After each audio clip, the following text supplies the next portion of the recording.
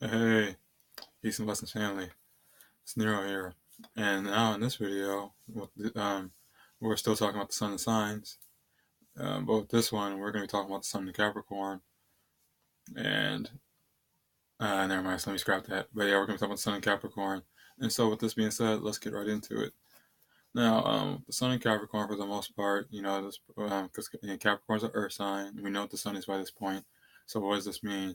A person's actions, what they're constantly aware of, is going to be focused on things dealing with their stability, their security, structure and organization, practicality, and sensibility, things that make sense in the five senses just as well, because Earth is the five senses, the physical, Earth realm, all that. Now, there's three Earth signs: Capricorn, Taurus, and Virgo. Taurus and Virgo are fixed and immutable. That means Virgo is adaptable when it comes to things when it comes to things dealing with stability. Taurus is fixated on things dealing with stability, and Capricorn is the cardinal. So Capricorn is the earth sign that likes to implement and take the lead and initiate when it comes to things dealing with stability. So yes, when it comes to the earth signs, Capricorn, this is why Capricorns are your go-getters and your entrepreneurs, your business heads, your businessman, businesswoman. So there you go, right there. So now, when you get to talking a little bit more about the Sun and Capricorn psyche and why their actions are the way they are, that's where we get into talking about like the planet and all that, and like the house. And I talk about this in my video where I just talk about Capricorn, but in that video you kind of talk about how Capricorn suns or moons are, but these videos are specifically for sun, the sun. So yeah, so let me not do that. But now, with Sun and Capricorn in astrology, Capricorn is also it's associated with the 10th house because the 10th house rules over Capricorn, and Saturn rules over the 10th house and Capricorn because, um, or more so, Saturn is associated with the 10th house and Capricorn. Is the way I meant to put it. Now, let's do 10th house first. And 10th house, for the most part, it's a house that deals with your career, what you're known for, and your business, or more so what you can turn in, what you can, more so what you can turn into, said things. So yeah, and then apart from that, it's also a house that deals with your social status, and we're talking about a house that's dealing with what you're known for. It goes hand in hand with what your status is and all that. So yeah, but there's more than that. But that's just like that's just the things that you're gonna hear about most when 10th house comes up, to keep it the most simple.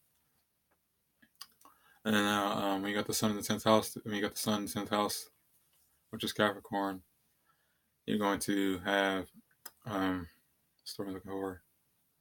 Well, more so what you're consciously aware of, and what you're consciously aware of, and your actions are going to be geared towards, things dealing with your career, and or your business, or the actions that you could take towards making, you like the goals that you have in your passions into career, into a business, entrepreneurship, and also they're also going to be geared towards and when they're geared towards that, it's also geared towards the things what you ultimately want to be known for. So that just goes hand in hand.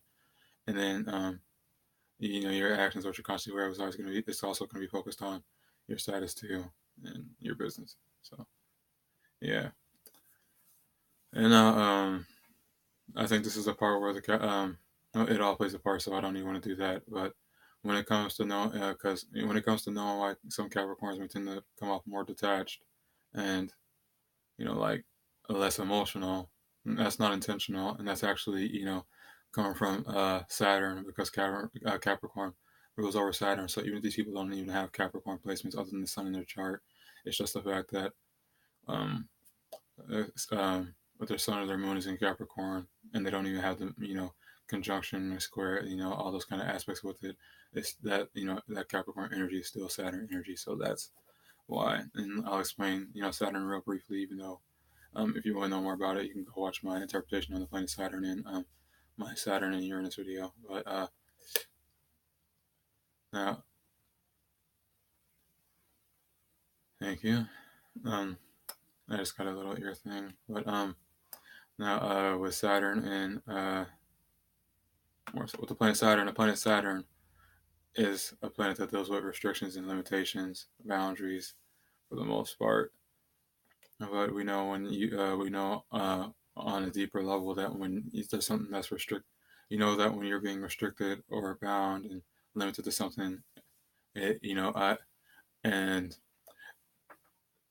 there's the there's the restriction where you are, and that's with people. That's not the kind of restriction I'm talking about, but more so when there's like a certain, we talk since we're talking Capricorn, it's like a certain, you know, say like maybe a relationship or a job or something, and you like those kind of restrictions, you know, most of the time when you're someone who likes to be more free, whether that's like physically, mentally, even emotionally, you won't um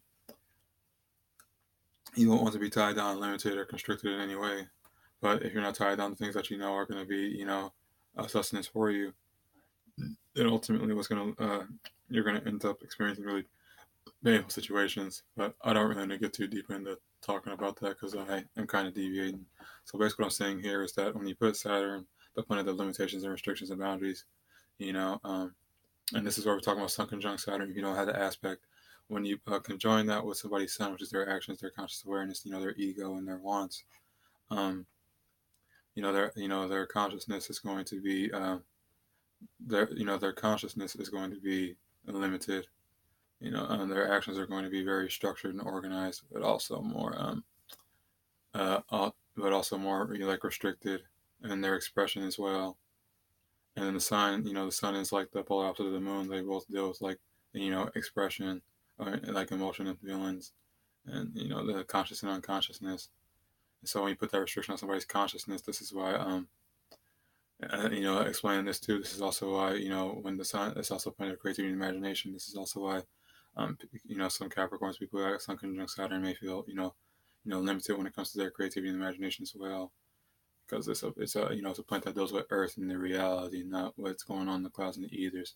So there is that, and for the most part, that was a bit confusing. Basically, what I'm saying is like the Sun conjunct Saturn, whether you're just doing it with like Sun and Capricorn, or you have the actual aspect, you know, um, your consciousness, your actions, your wants, and all that, what you can create and express, um, is hand in hand with goes hand in hand with the things that you experience limitations and restrictions with, on. So yeah, and I hope that makes sense. Like I always say, and like I always say in all my videos, if it doesn't, or not so much if it doesn't make sense, but more so if it seems to be confusing, like I always say, you know, um, feel free to ask me what's confusing in the comments, and I will gladly get to that.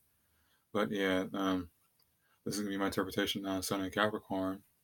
And if you enjoyed it, cool. But more so importantly, if you got the feedback and questions, feel free to put those down in the comments. And until then, I'll talk to you guys in the next video where I talk about the sign of Aquarius. And yeah, well, yeah, have a good one. And I love y'all. Peace.